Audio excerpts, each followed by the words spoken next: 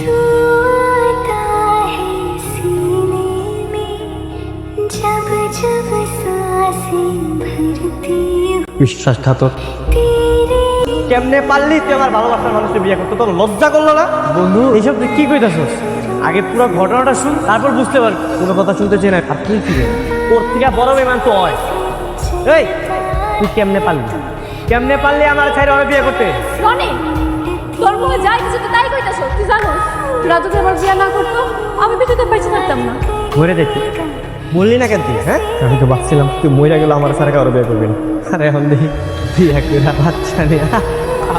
দেখ রনি, তুই ভুল বুঝতেছিস। তুই চলে যাওয়ার পরেই কবিতা জানতে পারে ওই যে মা হতে যেতেছে। তুই নাটক করিস না। তোর যদি এতই মায়া লাগতো ওর একটা ভাড়া বাসায় রাখলি না কি লেগা? তুই যদি আমার বন্ধু হয়ে থাকতি, তুই আমার বন্ধুর মর্যাদা রাখার লেগা তুই এই কাজটা করতে পারতি। তোরা বেইমানি করছিস আমার লোক। আমি তোর আমার কলিকার বন্ধু ভাবছি, ওরে ভাবছিলাম আমার জীবনের ভালোবাসা।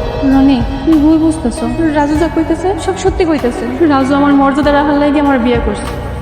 তোরা আমি জীবনও ক্ষমা করবো না। আর তুই তোর প্রতিদান পাইবি।